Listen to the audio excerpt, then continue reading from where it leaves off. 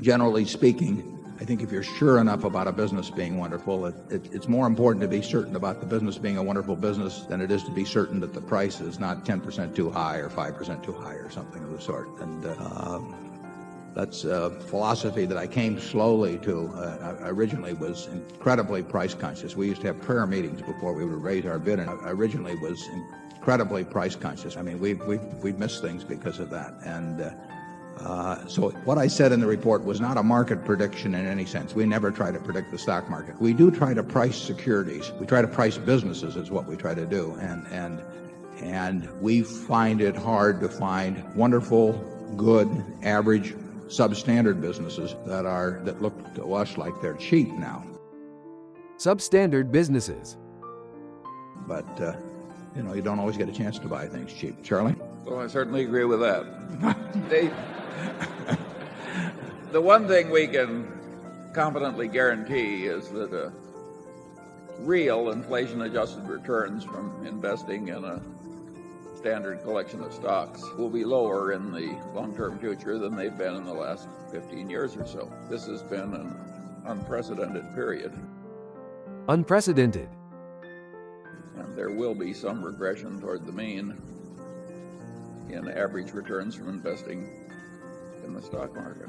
American business has done extraordinarily well in the last decade plus, and that's a huge plus for securities because they just represent pieces of those businesses. Interest rates over the last 15 years have fallen.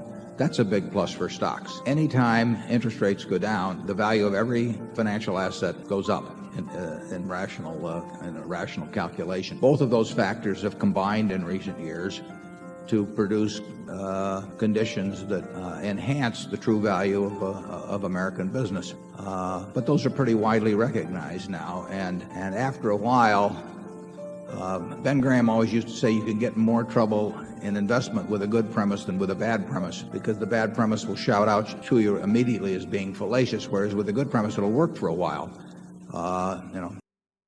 Being fallacious.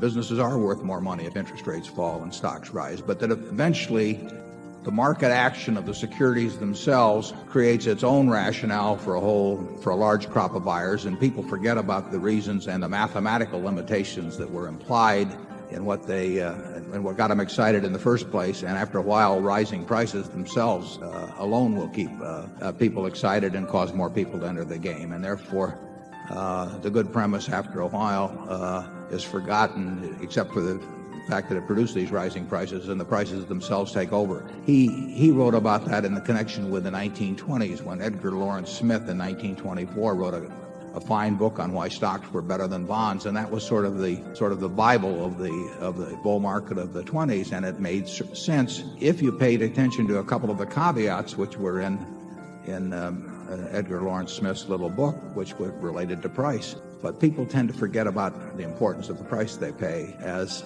the experience of a bull market just sort of dulls the senses generally. Generally speaking, if I'm convinced that a business is great, I believe it's more important to be confident that the business is truly excellent than to worry about the price being slightly high.